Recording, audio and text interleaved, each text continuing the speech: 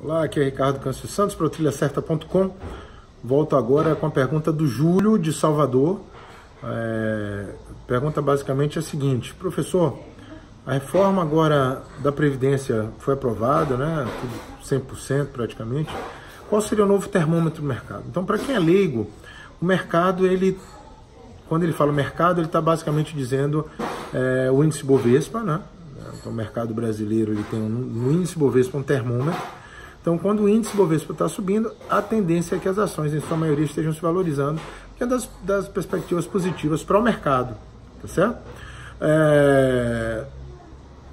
O mercado anteriormente estava seguindo muito essa lógica da aprovação da Previdência. Ele pergunta: Ricardo, e a partir de agora, uma vez que é aprovada a reforma da Previdência, qual seria o novo termômetro? Bom, o mercado, eu sempre digo, ele é como se fosse um vírus, ele vai se adaptando e mudando de acordo com cada novo cenário, tá certo?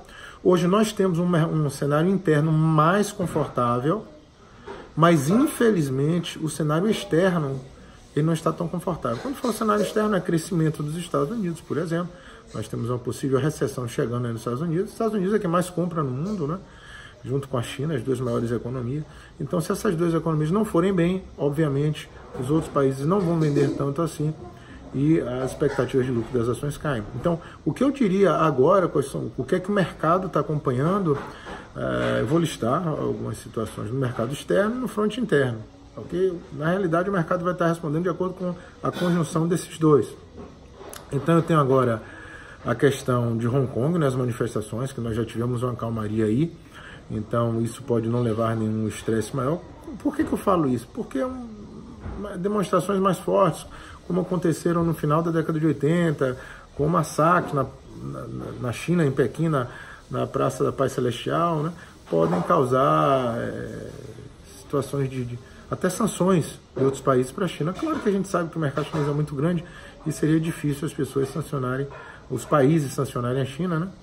A gente percebe que até em situações como no caso do Tibete, que muitos apoiam a causa tibetana, mas mesmo assim elas tendem a não afrontar a China exatamente pelo tamanho do mercado, pela oportunidade de negócios. Então, mas de qualquer jeito, essa questão em Hong Kong, ela pode ganhar uma dimensão, poderia ter ganho uma dimensão maior. Agora a gente já vê uma conversa, as coisas já estão melhorando.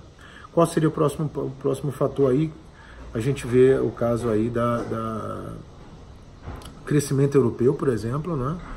Qual é que vai ser a aposta agora do Banco Central Europeu, como é que vai ser feito essa decisão para melhorar ou não a situação de crescimento europeu. A gente tem também o Brexit, que é a saída da Inglaterra, que pode ser desordenada da comunidade europeia, então isso também pode causar um certo estresse no mercado. Haja vista que muitas empresas, a economia britânica é uma economia muito forte, e ela está relacionada com o resto do mundo, então isso pode estar impactando a gente. E o fator americano, como eu já comentei. Então, seriam alguns dos principais fatores, né? Enquanto vamos deixar a situação italiana do lado de fora, mas a gente acompanha com um certo receio esse setor externo. Em relação ao setor interno, o Brasil, o desdobramento, nós temos a reforma tributária, né? E o próprio comportamento do Bolsonaro frente ao governo, as negociações, né? Como é que essa política brasileira vai estar acontecendo. Então, esses dois fatores aí, esses dois cenários, tanto interno como externo, macroeconômico, vão estar impactando o mercado como um todo. E basicamente é isso que eu posso dizer para você, tá certo? Macroeconomicamente falando. Claro que se você estiver avaliando empresas individualmente, você vai ter que associar essa lógica macro com a realidade de cada empresa. Lembrando que, em última instância, se eu tenho crise no cenário macroeconômico, eu tenho uma queda generalizada nas ações como um todo, né? Uma ou outra, elas vão escapar em um determinado momento, mas como um todo eu tenho uma queda. Ok? Espero que tenha ficado claro aí. Ricardo Câncio Santos para o trilhacerta.com.